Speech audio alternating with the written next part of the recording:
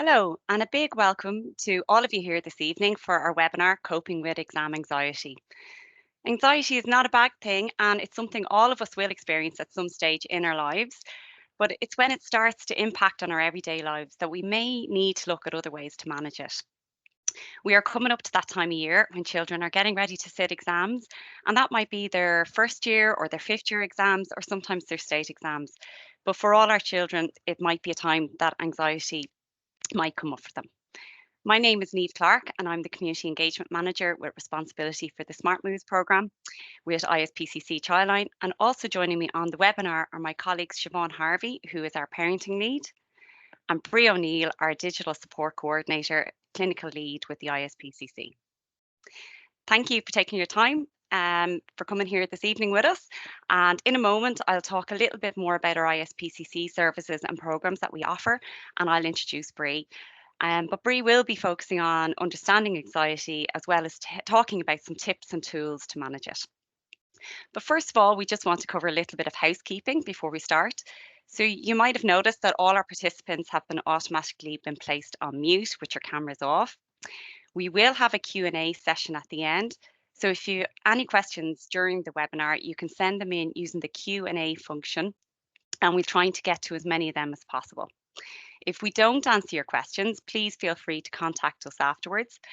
And all our contact details will be shown at the end of the webinar. And just a reminder that this webinar is being recorded and will be shared on our digital platforms in the coming week. So ISPCC Childline has a number of services, and we're probably best known for our Childline listening service, which is our 24/7 service available to all children and young people up to and including the age of 18. And this is done through phone or online chat.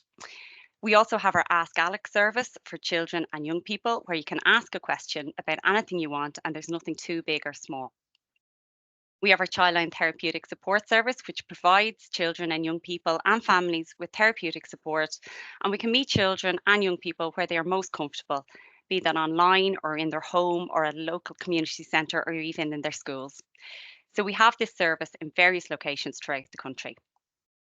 Our Smart Move School Transition Programme aims to support the emotional resilience of children as they prepare to transition from primary to secondary school. We also have our Shield, which is our anti-bullying programme and aims to support any organisation that works with young people in their efforts to proactively manage bullying. We have our digital mental health and wellbeing programmes, which are aimed at reducing anxiety for children and young people, and digital programmes for parents and carers around managing their own anxiety while supporting their anxious child or teen. We have our Parenting Hub on the ISPCC website, which publishes articles in relation to parenting and parenting supports on a range of topics. And we have our Digital Ready Hub, which is a trusted destination for information on how you can support children and young people to have positive experiences online.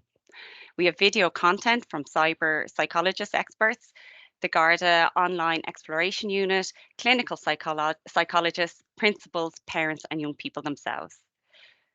We have another service called Support Line, which is a listening service offering information, advice, and emotional support to parents and carers. And this is open between 9 and 1, Monday to Friday, by calling 01522 433. And we also have our Ask Robin service, which is for parents, where you can ask us a question on anything to do with parenting. And finally, we are delighted to say that Vodafone Ireland Foundation has partnered with DCU, Anti-Bullying Centre and Childline by ISPCC to introduce and launch Tozy. This is a new app aimed at creating a safer space, a more positive online space for children and young people. And the app is free and available to download on mobile phones in Ireland through iOS and Android. Tozy aims to educate, empower, and support young people with the tools and advice they need to have more positive experiences online, and this is delivered through engaging features within the app. For more information on any of our services, please log on to www.ispcc.ie. Now, I'd like to introduce you to our ISPCC Digital Support Coordinator, Clinical Lead Brie O'Neill. Brie started her career in psychology in Cape Town in South Africa. After graduating cum laude and obtaining her honours degree in 2015, Bree gained experience in both individual and group counselling, crisis and trauma counselling, and devising and implementing treatment plans, developing and presenting psychoeducational content, and creating and conducting participant interviews and online surveys, and conducting careers and psychometrics assessments while working in the private sector, as well as on a voluntary basis as a counsellor and researcher. Bree fulfilled a lifelong dream when she moved to Ireland and obtained her master's degree in psychology from the University of Limerick in 2020. And she joined the ISPCC in 2021 and played a pivotal role in the promotion, delivery, and coordination of the digital mental health and wellbeing programs. With both a professional interest in and personal experience of anxiety, Bree strives to assist others to build their resilience, conquering their fears, and developing healthy coping mechanisms. So, Bree is going to talk to you all this evening about anxiety, how it affects us. She will focus on increasing your knowledge and help you learn coping skills to support the child in your life, leaving you with a toolkit of resources. So, Bree, we're delighted to have you join here this evening. Thank you. Thanks, Neve. I feel like a celebrity after that introduction. Very good for the ego. Hi, everyone. As Neve said, my name's Bree O'Neill, and it's a mouthful. I'm the Digital Support Coordinator, Clinical Lead for the ISPCC's Digital Mental Health and Wellbeing programs, and we'll discuss a little bit more about those towards the end of the webinar. And today I aim to provide an understanding of anxiety and then also how best to support an anxious young person or child, especially around exam time. So we'll start with the definition of anxiety and its symptoms, and then follow on with some tips on how best to support your child or young person. Be it they may experience anxiety in general or anxiety around exams and studying in particular. So we'll get started at the very beginning.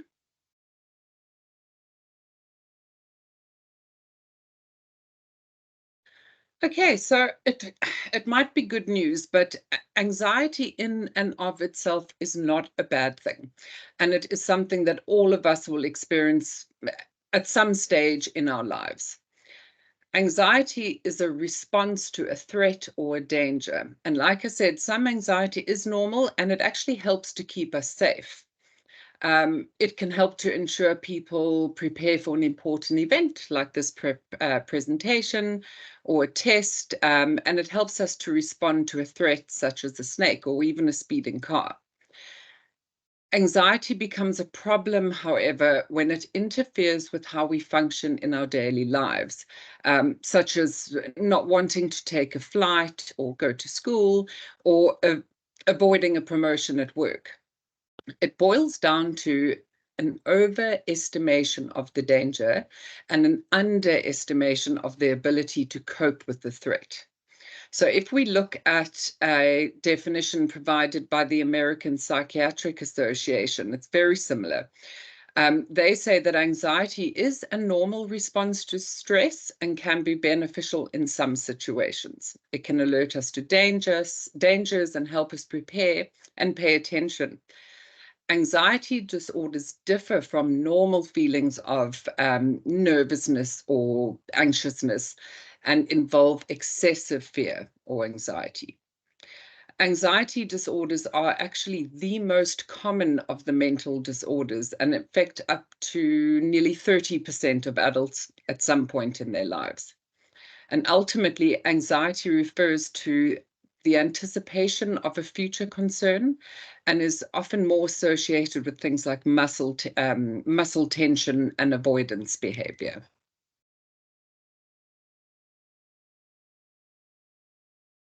So a really good and easy way to show the sort of cyclic nature of anxiety and the way certain behaviors actually increase anxiety is the vicious cycle of anxiety.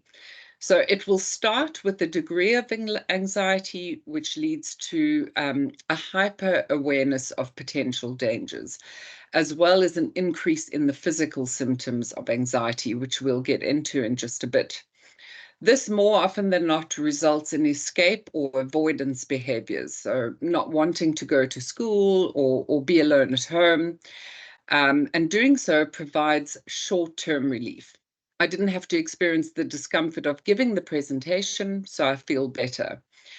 However, ultimately, in the long term, it brings about an increase in the physical symptoms of anxiety. And this is a very important factor, a loss of confidence in one's ability to cope, and then an increased use of safety behaviors. What are safety behaviors, you might ask? These are things like looking down and avoiding eye contact, or ignoring a phone call, or not answering the doorbell. So some of those behaviors might sound familiar to you already. Now, to break the cycle of anxiety takes much patience, practice, and perseverance. I always say to all of my clients, it's absolutely a marathon and not a sprint. Instead of avoiding the situation that brings about anxiety, we can tackle it by breaking it down into a series of small, easy to accomplish steps. That's very important, easy to accomplish. It also helps not to feed into the cycle by over reassuring your young person. Excessive reassurance seeking is an attempt to reduce anxiety, so we understand why it happens. But the result can be an increase in avoidance, because what happens is it reinforces the idea that the young person can't cope with the uncertainty or the distress.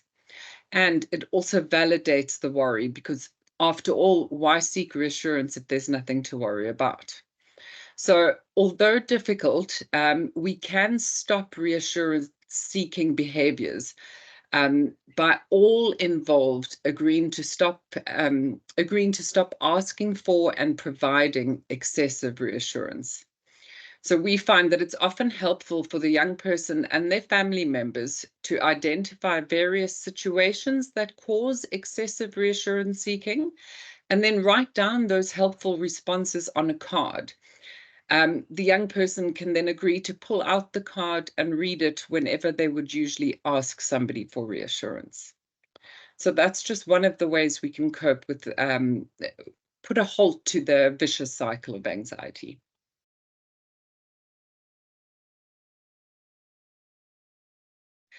Now, you might ask, how do our bodies respond to anxiety? And the best way to understand it is what is known as the 3 Fs. Fight, flight, or freeze, which is an inbuilt physiological defense mechanism or stress response that we've gotten from prehistoric times that actually helps us to respond to perceived threats. So it refers to the way we may handle anxiety inducing situations.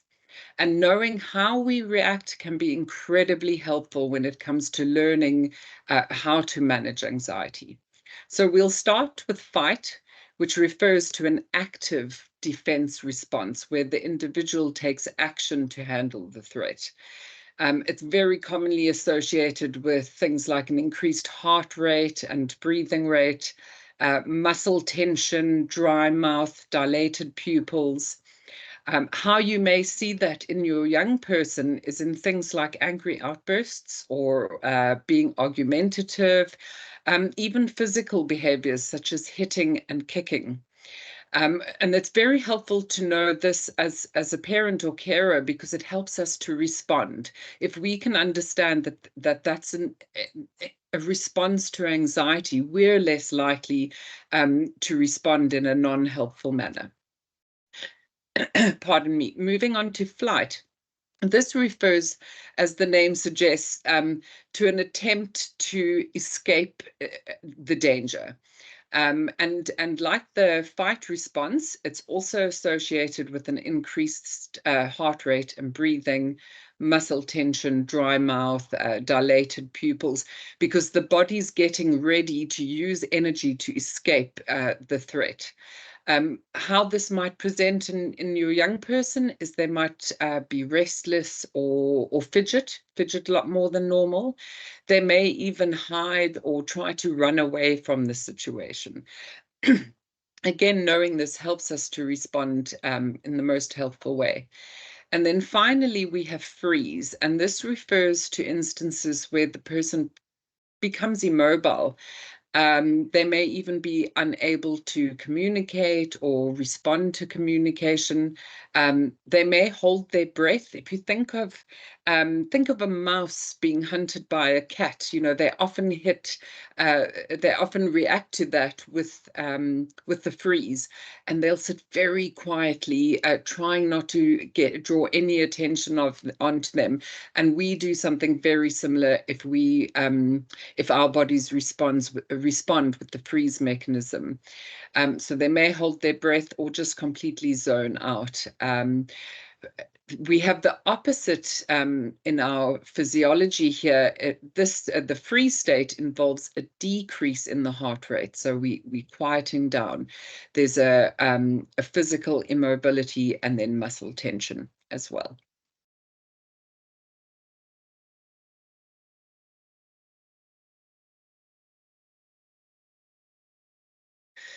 So, for many children and young people, they may not understand what they are feeling or even have the vocabulary to talk about their experiences. So, what we can do as parents or carers is keep an eye out for the following factors, as they might be helpful for you in determining whether or not your child is, in fact, experiencing anxiety. So, especially in younger children, we'll get lots of complaints around tummy aches, increased heart rate. This is an interesting one that not many people know to associate with anxiety, but it is a very real and very frequent occurrence. It's a numbing or tingling sensation in their fingertips and their lips and at the extremities. And then something we all do associate with anxiety, the kind of tight feeling in their chests. Along with those, anxiety can also cause a change in both eating and sleeping habits. It can bring about nightmares, and of course difficulties with focus and remembering things. Because if you can imagine a state of heightened anxiety, you feel consumed by it. So having to focus and take information in can be incredibly difficult to do in that state.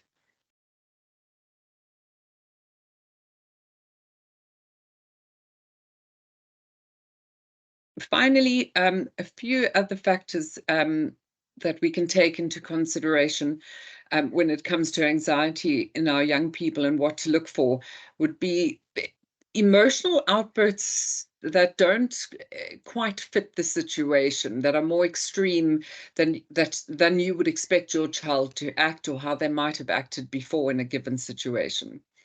Um, Quick to anger or feeling irritable can be a big sign of anxiety. We mentioned earlier the reassurance seeking, which ultimately can actually become part of the cycle of anxiety if we're not careful about it. And of course, the big one, avoidance, which again we mentioned earlier. Avoidance allows us a feeling of temporary relief, but long term merely adds to the feeling of anxiety.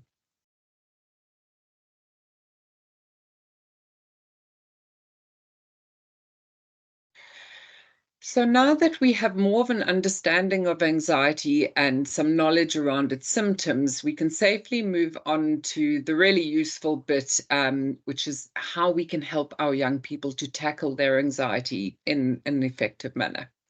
So one way to do so is what is known as monitoring, as this allows us to intervene before the anxiety takes over. Um, so I'll just repeat that: monitoring, because awareness is key. So what we'll do with monitoring is keep an eye out for situations or events that generally induce anxiety in the young person, and then start using a rating system so we can have a look at what level the anxiety is before the situation or event, during, as well as after the situation. And we rate each stage out of 10. So 10 being I'm a volcano and I'm going to explode, and 1 being I'm actually fine, I can do this. Um, As I said before, what this does is it gives us a time to intervene before the anxiety reaches too high a level. So we want to start using certain techniques if the young person reports that they're feeling at a 4 or a 5 out of 10. We rather use techniques then than an 8 out of 10 because it's very hard to walk back from that ledge. So using monitoring, we can keep track and know when to start implementing the tools. Tools that I'm talking about would be mindfulness tools. I know we hear it so often, and I do worry that it's maybe lost a bit of its power. But the reason we hear about them so often is because they are effective. They work on our bodies on a real deep physiological level. So mindfulness tools include things like breathing exercises or grounding meditations. And I'll give examples of those in the next slide. But before we move there, another really helpful way to monitor anxiety levels is a technique called body mapping. So body mapping is a visual activity that may be useful for helping young people and children to recognize and then understand big emotions like anxiety. A key aim here is to develop a self-awareness of the physiological symptoms of anxiety or any emotion. It doesn't have to be anxiety, it can be used with others. And again, this gives us a greater opportunity to respond to our body's warning signals. So body mapping begins with scanning the body to locate and identify where and how the individual experiences the emotion. So again, it could be the butterflies in the tummy, it could be the tightening in the chest, or sweaty palms, for example. Yeah, so that body mapping is a really helpful way to get young people to talk about what they're feeling. So I mentioned breathing exercises before. My apologies, Neef, that was my fault, sorry. Breathing exercises before, and they are incredibly helpful way to manage the symptoms of anxiety. And they do that by activating what is known as our parasympathetic nervous system. We don't need to go into huge detail about that. What we do need to know is the parasympathetic nervous system is a network of nerves that relax the body, in particular after periods of stress and danger. They also have it also has other functions. It can help run life-sustaining processes like digestion, for example, and that would happen during times when you feel safe and relaxed. So we want to activate our parasympathetic nervous systems to help us get back into a period of rest and digest when our body feels safe and relaxed. One of the ways we can do that, and probably my favorite breathing technique, it's the one that I absolutely find the most helpful, is the 4-7-8 breathing technique, which was developed by Dr. Andrew Weil and is actually based on an ancient yoga technique. Many of us know about yoga and how important breathing is, and it's because it works on our parasympathetic nervous system. So how we do it is you would encourage your young person to close their mouth and quietly inhale through their nose for the mental count of 4. They then hold their breath for the count of 7, and then they can exhale through their mouths, making a whooshing sound for the count of 8. So that's hold, quietly inhale for the count of 4 through your nose, hold your breath for the count of 7, and exhale through the mouth, making a whooshing sound for the count of 8. We need to repeat that process at least 3 more times to get to a total of around 4 breath cycles, because it does take a little time for the effects to kick in.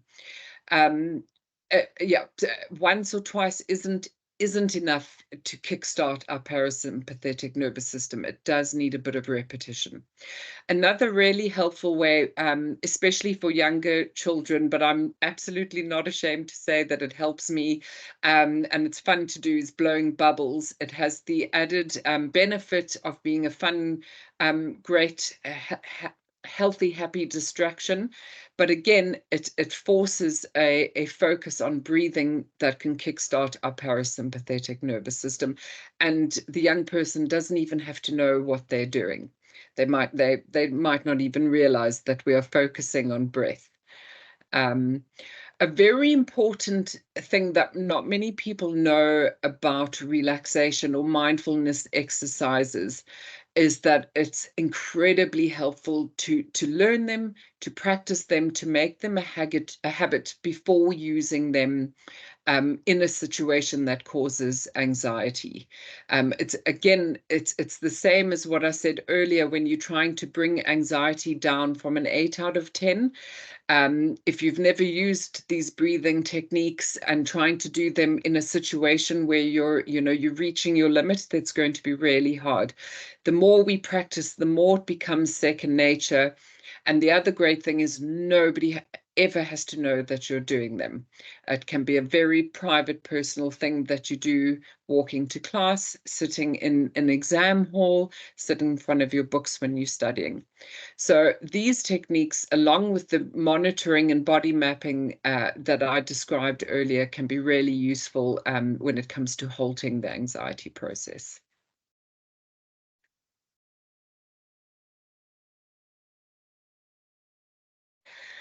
So I've mentioned this a few times before now, but this is a big one. Avoid avoidance. If we remember the cycle of anxiety, avoiding anxiety-inducing situations only serve to increase safety behaviors. And remember, safety behaviors are the maybe not making eye contact, not walking up to the cashier to pay for something or order something, not answering the door. And it will lower confidence levels. You have no experience of following through with something and therefore having faith in yourself. So your confidence levels just drop and drop. And then ultimately, what avoidance does is keep anxiety at the same level that it was, or it increases it, neither of which we would want with anxiety.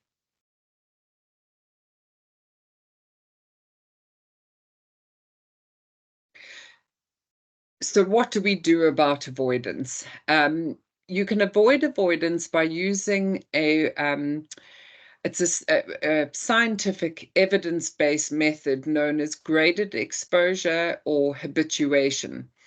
So I mentioned it a bit earlier. What it involves is breaking down a fear into easy to do steps, starting with the step that causes the least amount of anxiety. So let's take, for instance, a young person who has a fear of dogs, which at a certain developmental age is a completely normal fear to have, by the way, and more often than not, something the young person will grow out of once they've grown into the next developmental stage. But working with that example, if somebody has a fear of dogs, the first step that causes the least amount of anxiety might be looking at a picture of a dog. So we start with that, we repeat and repeat until looking at a picture of various dogs of all descriptions, sizes, postures, etc., does not cause anxiety. Only then do we move on to the next step. Now, the next step in this example might be watching a dog video, and so forth.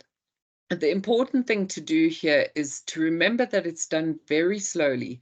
Only move on to the next step when the step before causes no anxiety whatsoever. Keep in mind this technique does take time and should not be rushed. That would just be counterintuitive and undo any good work that has happened so far. Again, I remind everyone, it's a marathon, not a sprint.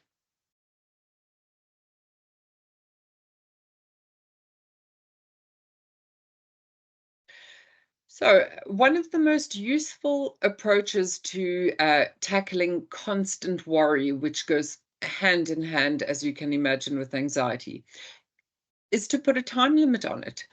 Um, when we're worrying, we'll often say to ourselves, just stop worrying, just stop it. Like if somebody says, don't think of a pink elephant, we all think of a pink elephant, right? It's the same thing with worrying. But very often, simply trying or telling ourselves to stop worrying is unlikely to work. So, a more useful way to manage worry is to decide on a defined period of time set aside specifically for worrying and problem solving. By setting aside a daily problem solving time, you'll be giving you and your child a space to deal with their worries without letting the worries take over their day entirely.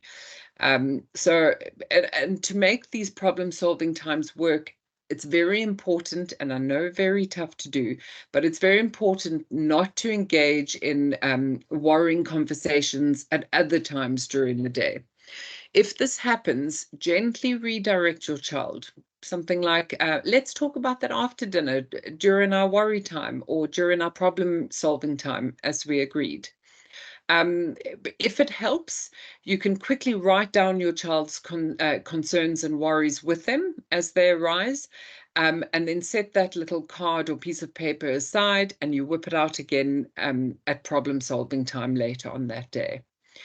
By keeping the worry conversation to an agreed daily time, perhaps 15 minutes at 6 p.m., you begin to limit its negative effects, which is very helpful, as you can imagine. It also gives you a specific time where you, as parent or carer, can put in some real effort into problem solving with your child. It also has the added benefit of showing your child that you take their concerns seriously. You've set aside time where you can sit and discuss and problem solve working with them. From a professional example that I have, I've worked with a parent who used this technique with their teen, who really struggle to share their feelings. Many of us have that difficulty being vulnerable and being open about what's going on for us, and for teens it is particularly hard. And this teen was having a really hard time with it. So their parent had decided that they already have a daily habit of walking the dogs, and they were going to use that as their problem solving time. And the parent in question didn't make a big deal of it, didn't make an announcement to the fact. Rather, they just started casually talking about something that causes them anxiety. If you decide to go this route, obviously we need to do this in an age-appropriate way.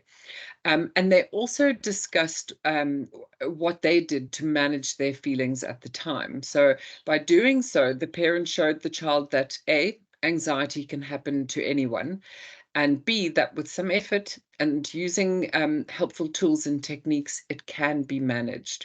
And slowly but surely, their child responded by doing exactly the same, talking about how changing schools was really a constant source of concern for them. They even managed to pinpoint where in their bodies they experienced this anxiety. And this was something up until then that was unmanageable for both the parent and the young person.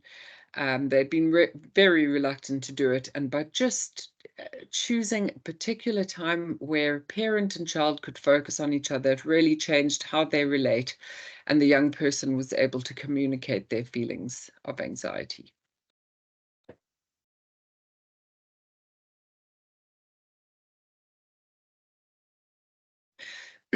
Another useful strategy is to talk about anxiety as something that is separate to your child.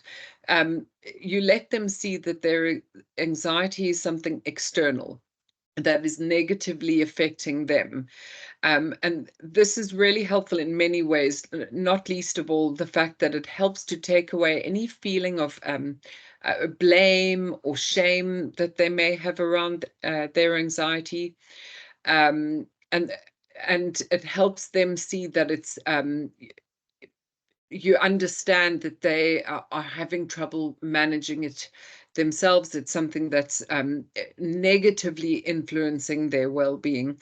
So if you think of maybe your teen is reluctant to go to a party, they might experience a bit of social anxiety. You might say something along the lines of, the anxiety is trying to stop you from doing something you love. Hey, that's such a pain. So there's no blame there. It's acknowledging that it's something external. And I love the idea, especially for younger kids, about the idea of a worry monster. And we can discuss about this thing that's negatively, pardon me, impacting on their life. Um,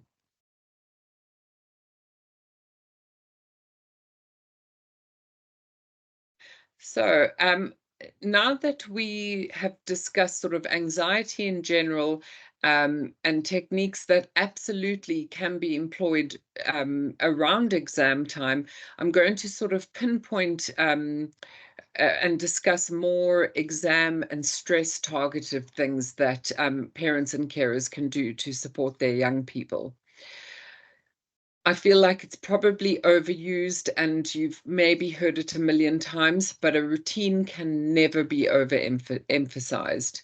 What a routine does is take away a lot of the uncertainty and the unpredictability about one's day. And remember, anxiety is often a future-based concern, and not having the coping skills for it.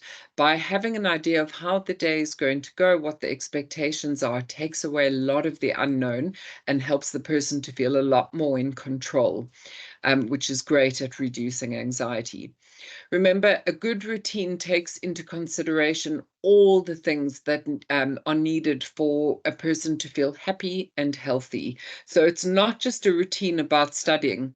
It's about a routine includes things like studying time, exam prep, um, also leisure time, relaxation, social activities, meal time, sleep, chores in the home. And then having a timetable that is specific is really helpful. You have times on it, you have the action. You can even include what is needed to complete that action. Another thing that is really helpful in getting a plan to stick is writing it out by hand. I know it sounds old-fashioned, but our brains really take it on board when it's written out by hand. So you could download maybe a studying or a routine template, but then fill in the specifics by hand. Your young person can do that. It's also really helpful to let your young person's mind and body decompress after the sort of chaotic busyness of school, as this will help them focus when it comes time to studying. So a break maybe after school, have a little snack, maybe take a walk. That can be really helpful for focusing later. I don't know how much you remember from studying, whether it was in school or at university, but it can be a really lonely thing to do and very tough to do. So it can be so helpful for young people to know that you are available if they need help. So try to remind your young person and empathize. You know what it's like. You've had to do it yourself at some stage, but just letting them know that you are on hand can really take away that sense of isolation. Another really handy tool to have is a timer. That helps stick to the study timetable as well as the routine, and it helps ensure that your child takes a break as needed, especially with children who have sort of perfectionist leanings. They feel that every minute has to be taken up by focusing on work, and our brains absolutely cannot. We need a break. So time is really good for that. And it also can help move on to the next task. The difficult one is nowadays we would use our phone for a timer. Just be careful with that because our phones come with other distractions as well. If you can get a really cool looking clock that makes a noise, that can be really helpful.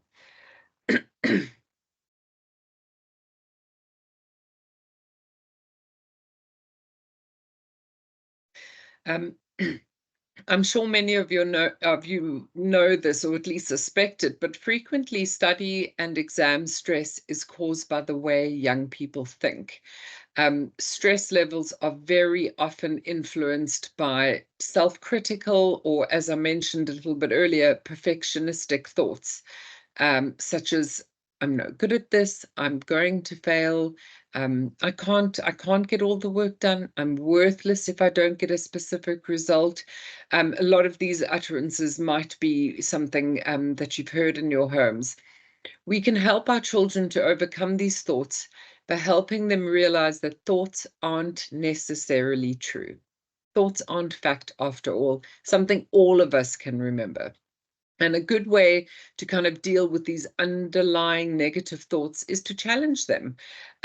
We can do so by asking, is this thought really true? Is it based in fact? Do we have evidence for it?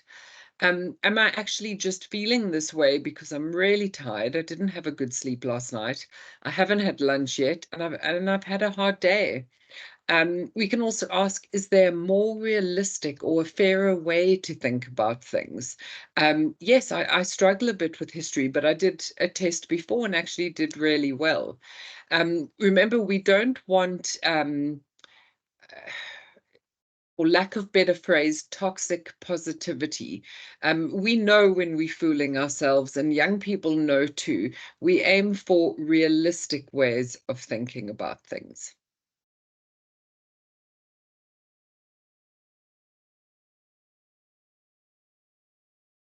Yeah.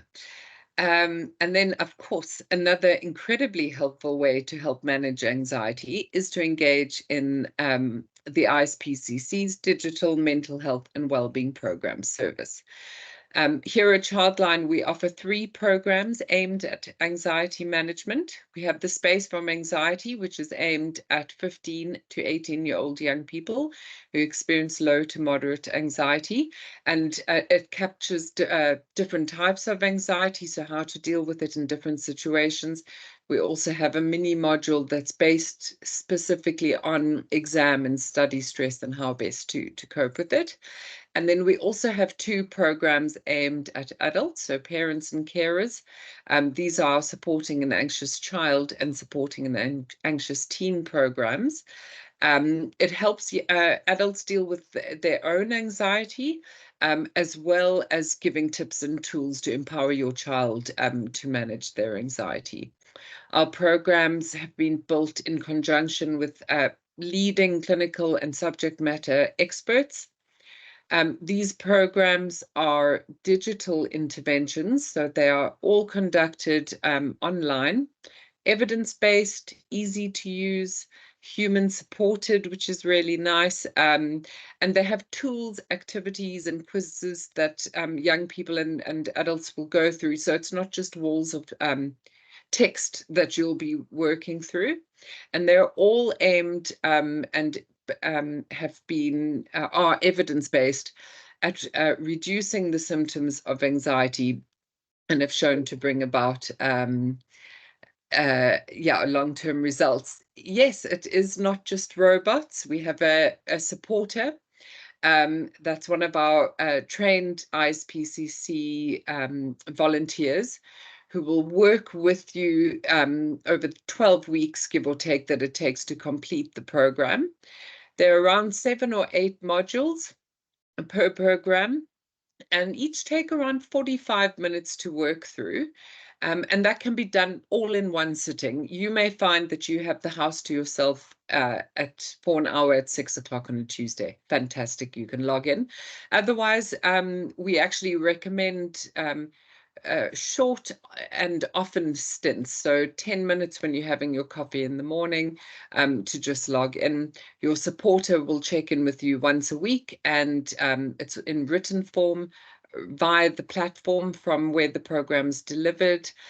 You can send them a message and ask any questions you may have, and just in general get some guidance, encouragement, and support as you go through the programs. And yeah, I think that's it. I'll wait for some questions at the end if anybody has any. Brilliant. Thank you so much, Bree. That was just amazing. It was so informative and so lovely to get some real life tips and strategies that I suppose as parents and carers that we can use with their children and young people. So thank you so much for that. And I really hope that everyone here watching has taken away as much as I have here listening to Bree. And just before we go into the Q&A section, we're going to do a quick anonymous poll where we'd like to just gather some feedback from yourselves in relation to tonight's webinar. So if you wouldn't mind taking a few seconds to complete it as it pops up on your screen, we'd really appreciate it. Again, I'd just like to remind everyone here this evening about our digital mental health and wellbeing programs that Bree just spoke about.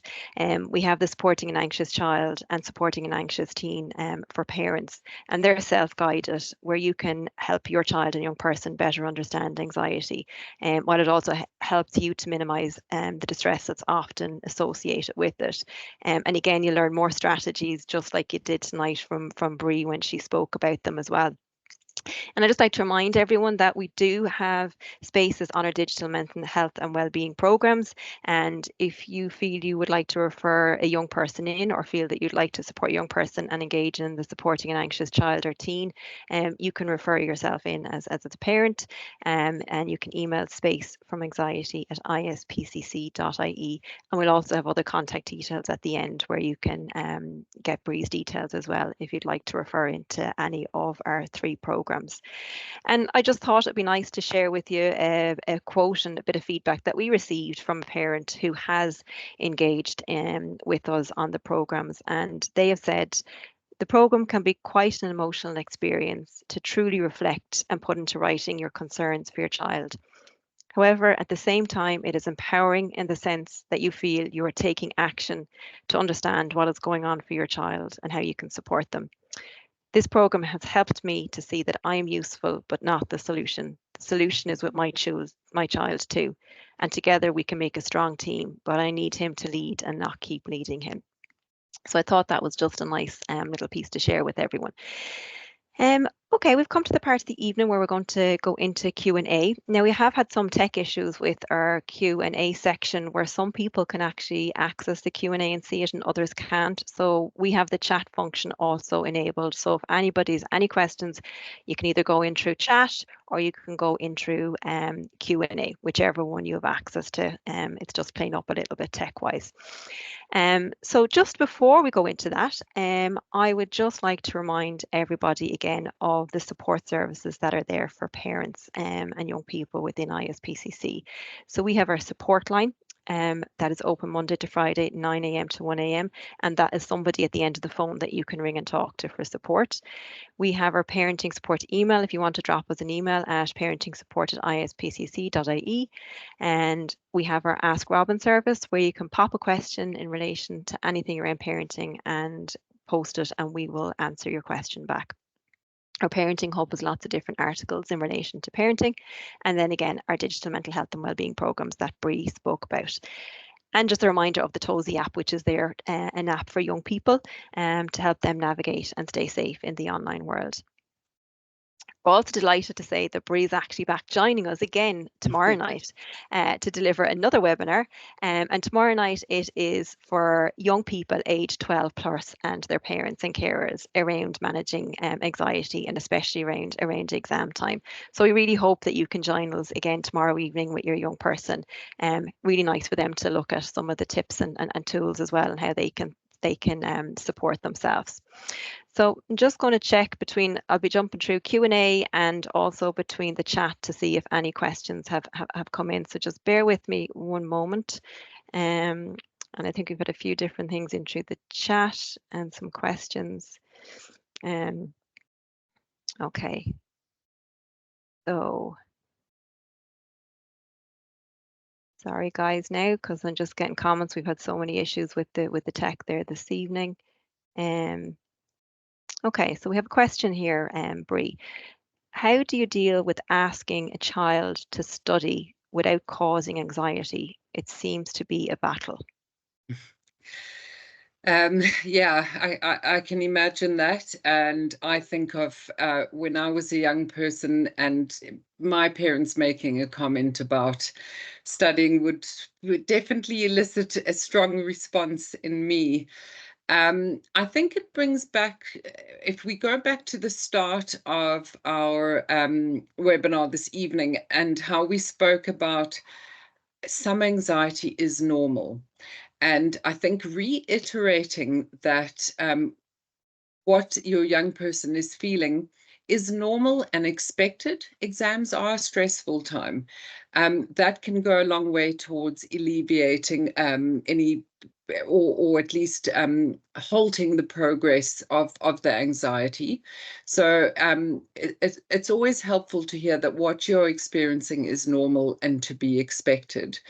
And then again, come back to a routine. So there's no uncertainty and unpredictability. Studying will need to be taking place. Here's the routine or the studying timetable that we've worked on together, hopefully, certainly with the young person leading the charge there, deciding how their timetable would go. And also just a reminder that at the start you may feel anxious, but once you sit down, engage in your breathing exercises, grounding exercises, that will engage the parasympathetic nervous system that we spoke of earlier, and bring anxiety down, and they'll be able to sit and focus.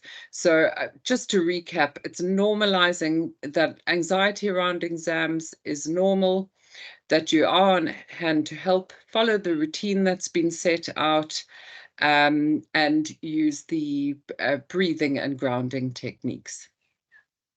Great, thanks, Bri. I think they're really key points, and I think, as you mentioned, their routine is really important. And if a young person or knows what's coming, they can deal with it, and having all those tips and tools, those strategies, the breathing exercises can really help as well. So great.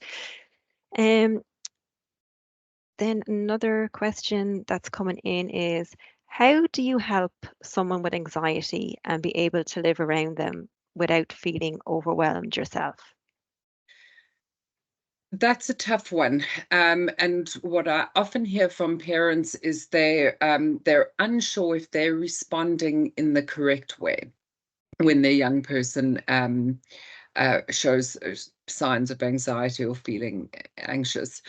One of the best techniques we can use is the pause. It's the thinking is around responding rather than reacting. So and what happens when it's just a reacting, and think of a young person who's in maybe the fight mode. That's how their body's responding to stress at the moment. Chances are they might be argumentative, and talking back, and then you try to answer that, and the whole thing just escalates. So what we would recommend there is to take a pause. Again, if you feel the need, you feel that it might be helpful, you can do the breathing techniques in that moment. You are absolutely entitled and allowed and given permission to take a pause, engage in the breathing exercises. If you feel that you are at an 8 out of 10, you can come back to the conversation later. It's a great way for your child to see how to behave in emotionally heavy moments, that instead of escalating the conversation, you're taking a healthy time out. All of the tips that we covered here in the webinar tonight can be adapted to suit yourself and the anxiety that you may be dealing with. So take a pause so that you can gather yourself and de-escalate rather than escalate.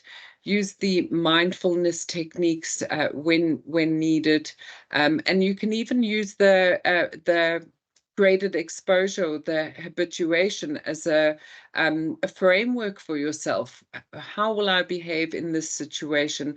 What would be the first step I can do to help manage my anxiety in that situation? But first, lastly, I will say you're not alone. Anxiety is infectious, and it can be really tough to control. We have a lot of steps in our Supporting an Anxious Child and Teen programs that can help you respond and react in a healthy and helpful way for the both of you.